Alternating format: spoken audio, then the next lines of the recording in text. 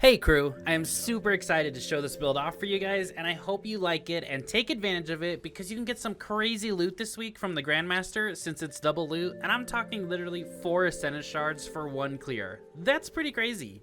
Me and Rob were two-manning the Grandmaster again and getting the clear between 20 to about 26 minutes depending on the run, and this build made it so much easier. It destroys champions so fast, and you basically have unlimited abilities because of the Scorch debuff, and it's going to feed us all our abilities back. And we're going to be igniting pretty much everything we see, and we have constant damage buffs from multiple sources and all weapons. So yeah, I would definitely use this and get in there and farm while you can because it is so worth the 20 or 25 minutes to get 4 Ascendant Shards plus everything else on top of that. This build is all about scorching, then igniting, and looping all of it over and over with our abilities and weapons, and can be run solo or with a team, and will be very good for the arms dealer Grandmaster Strike as well because it's also solar burn too and has basically just Cabal enemies too. Same thing with the Proving Ground Strike here. Now I will say, if you can get your other 2 fire team members to run the same thing or something similar, like maybe the Starfire Protocol build or a build that is causing a lot of scorches,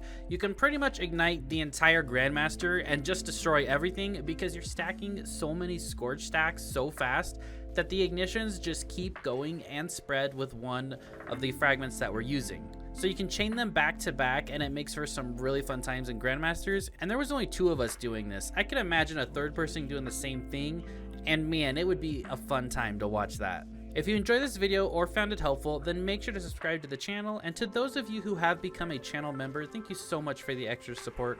I really appreciate it, and it means a lot. Okay, so let's go over the subclass here, the abilities, aspects, and fragments. Make sure to pay attention to them all because there are a few things that really help the build go, and if you don't have these on, then your abilities aren't going to be coming back as fast, a couple different things like that. So for the super, I was using Daybreak personally, so I was a little more ad clear. My buddy Rob was using Well, so use whatever one you want within the fire team that you're playing, right? So if you have 2 people on Well, then I'd probably have a 3rd person on Daybreak so they can clear a room really fast with the super. I was using Healing Rift, also with Burst Glide, and then I was using Celestial Fire. You definitely want to be taking advantage of this long-ranged melee because it sends out a spiral of 3 explosive solar energy blasts, and you can hit targets from pretty much across the map with this. So it's better in a Grandmaster than Incinerator Snap. So use Celestial Fire, and then you want to be using Fusion Grenade. Fusion Grenades do a lot of damage right now. They also have a really low base cooldown time of 1 minute and 13 seconds, so we're getting that down to like 30 seconds with 100 Discipline. And then we're going to be using our aspect, Touch of Flame. So our Fusion Grenade explodes twice. Basically, it's just causing more Scorch stacks, it's exploding twice, doing more damage, and this provides us with 2 fragment slots.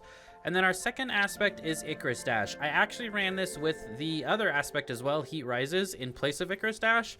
Both of them work. You can use whichever one you like better. For Icarus Dash, you're going to get around the map a little quicker and move if you need things to happen that way. And for Heat Rises, occasionally when you're in the air, you can fire some weapons, throw a grenade, throw your melee, and get some extra melee energy coming back to you. Now the fragments are really important here. Ember of Ashes, you apply more Scorch stacks to targets. This is going to apply to our weapon, this is going to apply to our melee, this is going to apply to our grenades. So have this on because it makes the chain of ignitions go much quicker. We're also going to use Ember of Char. Your solar ignition spreads Scorch to affected targets. This means you can chain ignitions off champions as long as they're standing close enough to each other, and this happens more often than you think. If you don't want Char, you could sub this one out as well. For the 3rd one, use Ember of Torches. Powered melee attacks against combatants make you and nearby allies radiant. We're always going to be radiant with this build because we will always have our melee ability up because of our scorching. And that means you will always have a 25% weapon damage buff on all your weapons, not just the one you're using. This you can switch to your primary, switch to your heavy, and do a lot of extra damage. So the last one is Ember of Singeing. Your class ability recharges faster when you scorch targets. We're going to get that Healing Rift back quite often because we're scorching targets, and this is going to feed into the overall gameplay loop. Now for your weapons, I was using a primary pulse rifle called Sacred Province. That way I could deal with anti-barrier champions because of anti-barrier pulse rifle. If you have someone on your team handling that, then you could slot maybe a special weapon in here and do some more extra damage, maybe a fusion rifle with chill clip or something. But that's what I had in my primary. My secondary is Skyburner's Oath. This is our exotic of choice. The reason we're using this is for a few different reasons. First off, This entire strike is all with Cabal. So we have Slug Rifle here. This weapon lobs explosive slugs. When you're aiming down sights, the slugs travel fast and straight. When you're firing from the hip, the explosions is larger and applies Scorch to the targets. So we're applying Scorch with our weapon all the time, every time we hip fire and hit enemies. We're also firing in full auto, and it does extra damage to Cabal and penetrates Phalanx shields. Another thing to take advantage of this thing is that it also counts the big shield bubble that the first little mini boss does at the beginning opening, right before you go into the ship. And then the last boss as well, that orange mini bubble where you need to destroy the, the item inside of it that's powering the shield. This can penetrate that shield, so you don't even have to worry about the orange bubbles. It's super nice, and it goes through the shields of the enemies. And it's doing extra damage to Cabal. So we're getting extra damage to Cabal with the weapon. We're also getting the exotic buff primary right to red bars that all the exotics got, so it's doing extra damage that way. It's also applying Scorch to every enemy we hit when we hip fire it. And then you have the radiant buff from your subclass, giving it another 25% buff on top of that. And then to take it even further, this Grandmaster has a solar burn of 25% weapon damage. So you're getting an extra 25% weapon damage on top of this. Like, that's a lot of buffs. Cabal damage, empowering damage from the subclass, solar damage, and your scorching targets. What more could you ask for? And you can penetrate all the different shields. Super awesome. In the heavy, I was using Storm Chaser. Probably the best DPS in the game. You can also go for a Cataclysmic with Switch and Bait. Rob used that quite a few times and he enjoyed it. Now for your exotic armor of choice, that's going to be Dawn Chorus. The armor perk here is Rites of Ember. Your Daybreak projectiles cause targets to scorch on contact. Not too great, but the second part is your Scorch effects deal more damage. This is 3 times the damage amount, so we're getting a lot more damage with Scorch. And then you gain a small amount of melee energy each time you scorch targets. Damage an enemy. This is really important because this is feeding our melee. We are always getting our melee back because we are scorching targets with our weapon. We're getting that melee back and infinitely chaining ignitions on enemies. We're also empowering ourselves and our teammates with Ember of Torches because we always have the melee. And then on our gauntlets here, we're going to be throwing Impact Induction on, causing damage with a melee attack, reduces your grenade cooldown. So now we have a way about every 8 to 9 seconds to cut our grenade cooldown down by 30 to 40 seconds. And then for the rest of the mods here, on the helmet, we're going to go with a firepower mod, so we get extra grenade energy when we throw a grenade. Also a linear fusion rifle ammo finder for that heavy slot. For the gauntlets, we're going with elemental charge, so every time we pick up a well, we're becoming charged with light.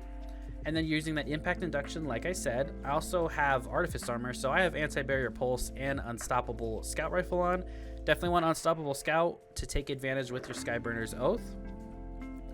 For my chest piece, I have another firepower mod, so my second firepower mod, an armor of the dying star for damage reduction, and a concussive dampener for extra area of effect damage reduction. On the boots, I'm using elemental ordnance, so when I get a kill with my really strong fusion grenade, right, that explodes twice from my subclass, that's going to generate me a well. Revitalizing blast, stunning a champion causes it to ignite and clears your shield stun. So we're igniting on a stun, and we're also igniting when we throw that grenade and throw that melee combo out there, right? But then to even further that, we have Withering Heat on, causing damage with a solar ability weakens the champion for a short duration. So now we're doing even extra damage when that grenade goes off twice and when our melee hits, and then when we use our weapons that are empowered by our subclass. As you guys can see, this build just gets pretty crazy. So that's the overall build for you guys. There is a dim link down in the description. There was a build pick in the video for you that you can screenshot as well.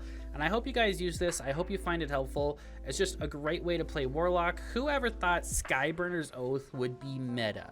Like, who would have thought, hey, take Skyburner's Oath and do a Grandmaster. It's going to be really, really good, right? Like, it's kind of crazy.